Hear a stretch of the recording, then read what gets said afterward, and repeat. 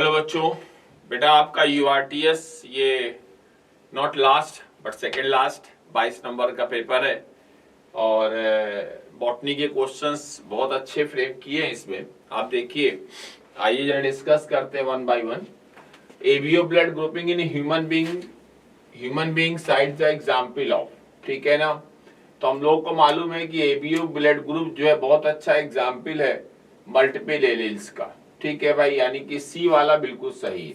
ठीक, अच्छा, सी के अलावा जो एबी ब्लड ग्रुप है वो कोडोमिनेंस का एग्जाम्पल है। ये देखिए जरा, सेकंड वाला भी सही हो गया। जब दो सही हो गए तो थर्ड आंसर इसका हो गया, ठीक है भाई। फिर देखिए जरा question number 92, which of the condition that make the flowers an invariable autogamous. अब ऑटोगैमस कहाँ पे मिलेगा? जब मेल और फीमेल एक ही फ्लावर के पॉलन और उसी की पिस्टिल में पहुंच जाए। तो ये कंडीशन 100% कंफर्म आपको कहाँ मिलेगी? कैलेस्टोगैमी में मिलेगी, ठीक है ना। और ऐसे फ्लावर क्या कहलाते हैं? कैलेस्टोगैमस कहलाते हैं। एग्जाम्पल है इसका, जरूर याद रखिएगा, एक कोमेलाइना है, वाइला है, ऑक्जेलिस है, ठीक है ना।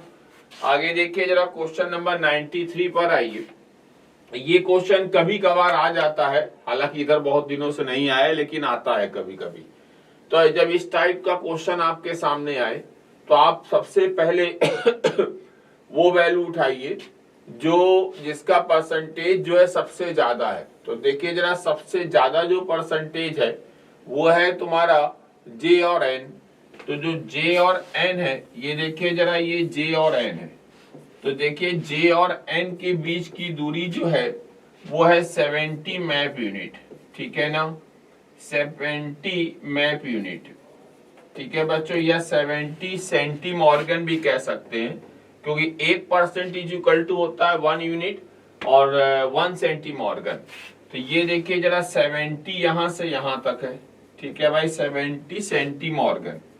अब तुम जरा ये देखो, जे के नजदीक कौन है। अब देखो भाई, जे के साथ तुम्हारा एक तो ये जे एम है 20 पर है, फिर जे एल है 30 पर है, ठीक है, और जे के साथ कोई कॉम्बिनेशन है नहीं। तो जे के नजदीक एम आया, तो यहां कहीं एम आ जाएगा, ये एम हो जाएगा तुम्हारा 20 मैप यूनिट, ठीक है भाई। अब थोड़ी दूरी पर कौन बैठा हुआ? एल, तो यहां कहीं एल आ गया, तो ये है 35। अब ये जब 35 हो गया यहां से यहां तक का, तो ये कितना हो गया? 15 हो गया। एम और एल 15 हो गया, और एम और एल 15 दे रखा, ये देखो जरा, सही सेटिंग चल रही है। अब देखो जरा, इसके बाद जो है एम और एन है, ठीक है, और एम और एन दे रखा है 50, और एल और के ही बचा खाली। एल और के कितना है बताओ? 15। तो एल के नजदीक कौन होगा? के, और ये है 15, ये हो गया 15, ठीक। अच्छा, एम और एन कितना है? 50। एम और एन है 50, तो यहां से लगाकर यहां तक ये 50 है। अब जब ये एम और एन 50 है और ये एम और के हो गया 30, तो ये कितना बचा? के और एन कितना बचा? 20। ये देखिए जरा, अब देखो सारी वैल्यूज हो रही होंगी, सब हो गया ना। अब बताओ जरा, ये अरेंजमेंट क्या आया? जे एम एल के एन, ये वाला आंसर बनेगा, क्यों भाई, ठीक है ना। ठीक, आगे आओ जरा। Question number, in honey bee drones have the 16 chromosome while queen has 32 chromosome, बिल्कुल सही बात है। और male bee develop from unfertilised egg of female, बिल्कुल सही। दोनों बातें सही है, दोनों एक्सप्लेनेशन है, फर्स्ट आंसर हो जाएगा। 95 पर आओ जरा। In polygenic inheritance many gene govern a single character, ठीक है भाई। तो जब देखो हमने पढ़ा है मेंडेलिज्म में 1 जीन 1 कैरेक्टर मोनोजेनिक, समझ गए ना। और जब मैनी जीन 1 कैरेक्टर होता तो क्या हो जाता है? पॉलीजेनिक। प्लियोट्रॉपी में क्या होता? 1 जीन मैनी ट्रेट्स, ठीक है, फर्स्ट आंसर होगा। आगे आइए जरा। TRNA recognise the corresponding codon in mRNA, बिल्कुल सही लिखा हुआ है। और for each codon there is an individual rRNA, ये गलत हो गया। तो इस क्वेश्चन का आंसर क्या हो जाएगा? थर्ड हो जाएगा। 97 पर some amino acid coded by more than 1 codon, degeneracy पढ़ा हम लोगों ने। डिजेनरेसी का मतलब होता है जब एक जेनेटिक कोड जो है, एक अमीनो एसिड कई जेनेटिक कोड के द्वारा डिटरमाइन हो, ठीक है। 98 पर आ जाओ, sexual reproduction in fungi, all of the following except, third answer होगा जू स्पोर। जू स्पोर होगा इसमें, क्योंकि एस्को स्पोर और आपका ऊ स्पोर और बेसिडियो स्पोर, ये सब के सब जो होते हैं सेक्सुअल रिप्रोडक्शन के प्रोडक्ट हैं। इसमें एक और होता है, वो होता है जाइगो स्पोर, वो फाइकोमाइसिटीज में बनता है। तो फाइकोमाइसिटीज में दो बनते हैं, तुम्हारी किताब में एक ही दिया ऊ स्पोर, एक और बनता है जाइगो स्पोर, ठीक है ना, लिखा है किताब में। और ये जू स्पोर जो होता है, it is a type of the asexual reproduction. आगे आइए जरा, which of the following criteria should be fulfilled by the molecule act as genetic material. बहुत अच्छा सवाल है ये। आप देखिए जरा, इसमें फर्स्ट वाला तो सही है, जेनेटिक मटेरियल है तो रेप्लिकेशन का होना बहुत जरूरी है, स्ट्रक्चरली केमिकली स्टेबल का होना बहुत जरूरी है, it should not be able to undergo slow mutation, इसमें स्लो म्यूटेशन नहीं होना चाहिए, और इसमें पूछा क्या था, जेनेटिक मटेरियल, ठीक है ना, और स्लो म्यूटेशन नहीं होना चाहिए, ठीक है। It should be able to express the form of the Mendelian character, ये भी सही है।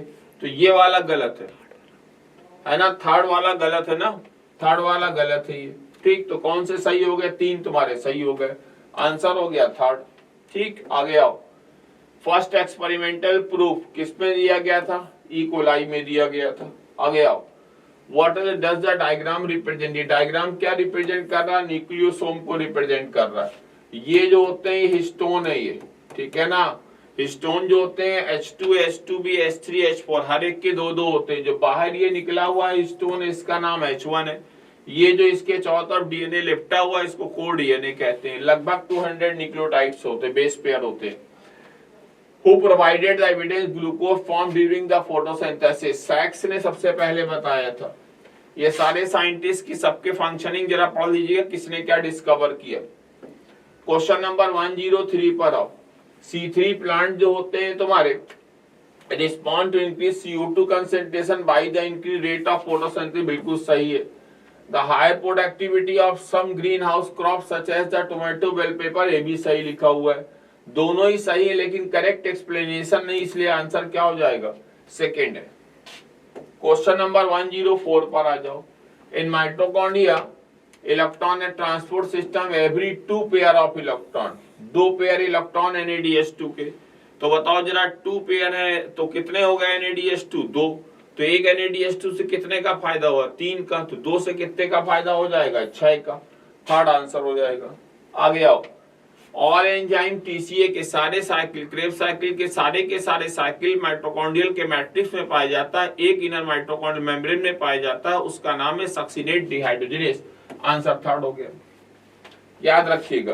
क्वेश्चन नंबर 106 पर आ जाओ, देखो जरा, इसमें इन्होंने कहा है हार्मोन वाई जो है वो हार्मोन वाई जो है वो mango also promote the rapid internodal elongation, ये आपका हो गया। वाई जो होता है एथिलीन का ये कैरेक्टर लिखा हुआ है। Hormone x promote the apical dominance, ये ऑक्सिन का है। और Z inhibit the seed germination, ये ABA का है। आंसर क्या हो जाएगा इसका, चौथा आंसर होगा, ठीक है। आगे आओ, best material of studying the mitosis laboratory, root tip की नई नई सेल्स बन रही होती हैं, तो वहां पे बढ़िया सेल्स मिल जाती हैं, डिवीजन आपको बहुत अच्छा देखने को मिल जाएगा माइटोसिस वाला। तो आंसर क्या हो जाएगा, थर्ड। आगे आओ, enzyme for DNA replication, DNA replication के एंजाइम कहां बनेंगे, S फेज के पहले जो फेज होगी वहां बनेगा। तो G1 फेज S फेज के पहले आता है। ये देखिए, G1 फेज तैयारी करता है S फेज के लिए, और G2 फेज तैयारी करता है M फेज के लिए। First answer. 109 पर आ जाओ, the number of nucleotide present in the repeating unit. अब जो रिपीटिंग यूनिट होती है वो क्या होता है, न्यूक्लियोसोम, और उसमें क्रोमोसोम, और उसमें न्यूक्लियोटाइड का नंबर कितना हो जाएगा, 200, ठीक है। आगे आओ जरा, विच organelle is not a part of,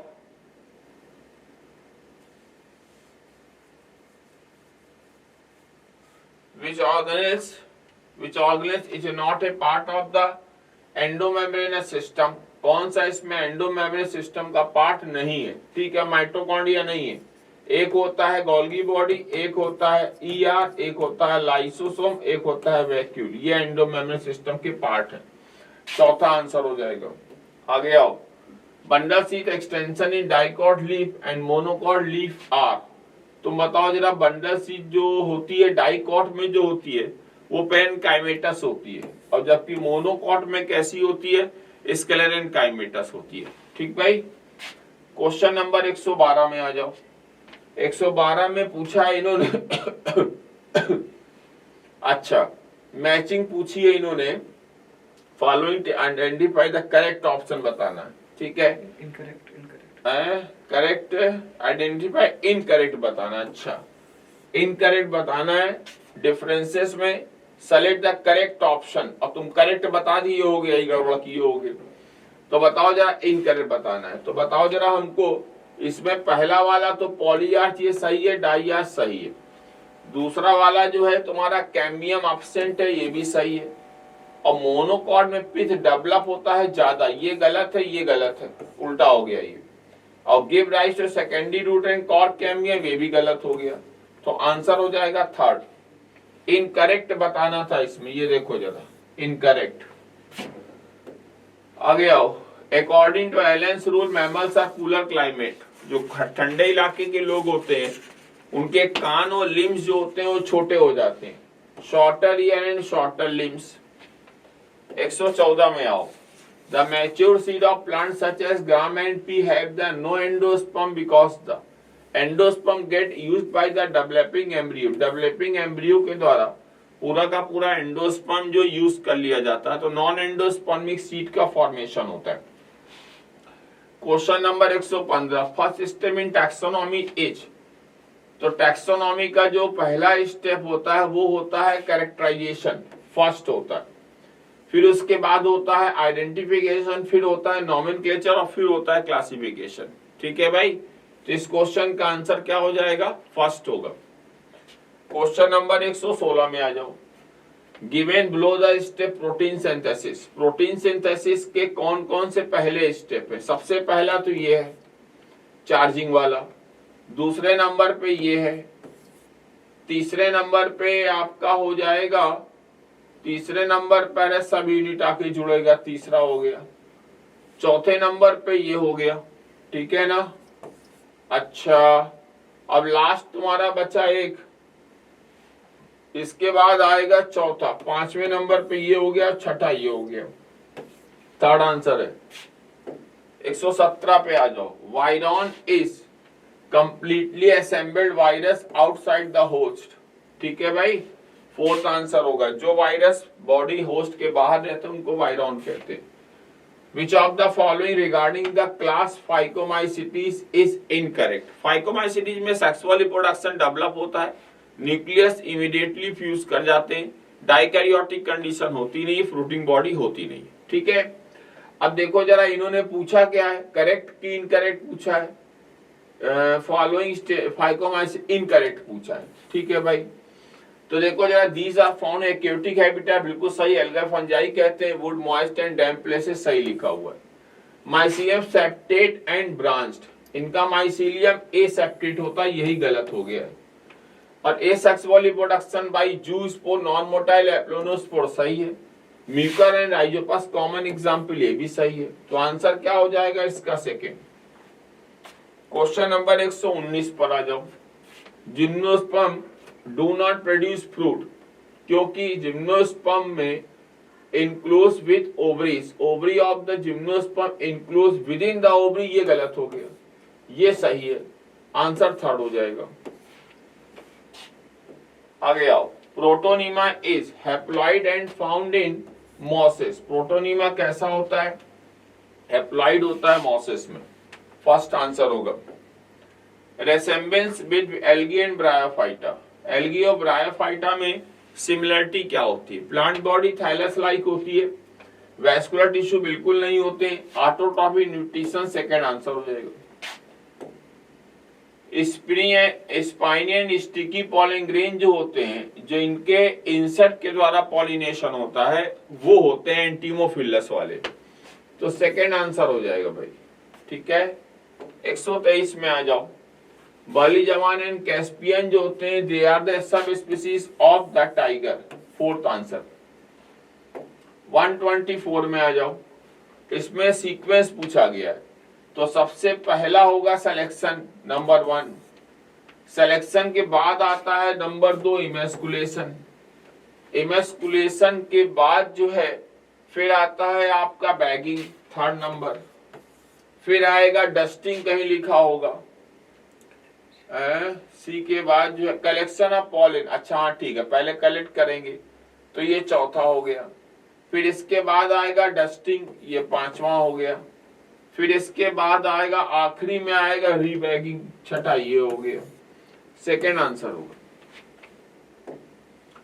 ये बेटा फोटो देख के बताना कौन है, ये वायरस का फिगर है टीएमबी। ठीक बच्चों, तो ये क्वेश्चन जो है, अच्छा अभी और है अभी, अच्छा हम सोचे खत्म हो गया। Select the correct group of the bio control agent. Bio control agent कौन कौन है भाई? ट्राइकोडर्मा है, बैकुलोवायरस है, बैसिलस thuringiensis है, ये सब जो है बायो कंट्रोल एजेंट है और ये रोकते हैं किसी भी बीमारी को आगे बढ़ने से।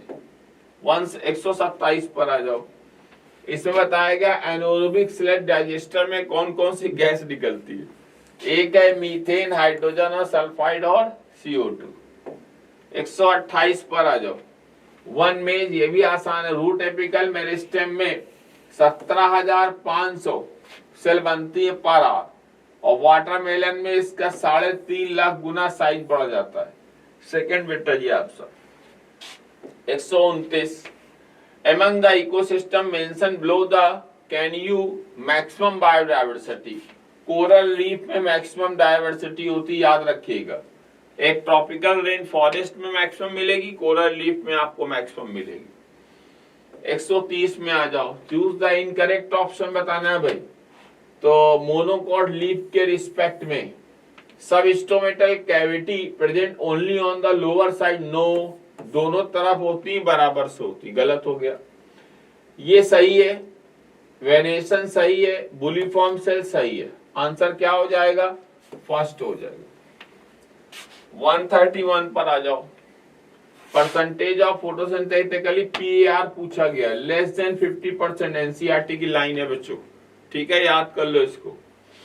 132 पर आओ, in the process of mineralisation micro help in the release of inorganic nutrient from the humus. Mineralisation में और ह्यूमिफिकेशन में जो मिनरल्स होते हैं ह्यूमस से वो रिलीज हो जाते हैं और प्लांट्स को मिलते हैं। तो 132 का फर्स्ट आंसर। 133 कॉम्पिटिटिव एक्सक्लूजन पूछा गया, principle stating the inferior species eliminated eventually after the prolong competition was given by. ये बात किसने बताई थी? गॉस ने बताई थी, ठीक है। 134 पर आ जाओ, what the parameter use tiger census को करने के लिए? पग मार्क्स एंड फीकल मैटर, क्या आंसर हो जाएगा? सेकेंड। फिर देखो जरा 135 में आ जाओ, which of the following is incorrect respect to absorption spectrum of photosynthetically pigment. देखो भाई क्लोरोफिल, ये डायग्राम से आप जरा इसको समझिएगा किताब से, ये स्टेटमेंट बिल्कुल सही लिखा हुआ, मैक्सिमम एब्जॉर्प्शन होता है 600 से 700 तक, क्लोरोफिल बी का मैक्सिमम होता है 400 से 500, chlorophyll a show the major pigment responsible trapping the light, A भी सही लिखा हुआ है। पूछा है incorrect, chlorophyll maximum absorption site is the wavelength 400 से 500, ये गलत है, ठीक भाई। तो क्वेश्चन नंबर 135 हो गए।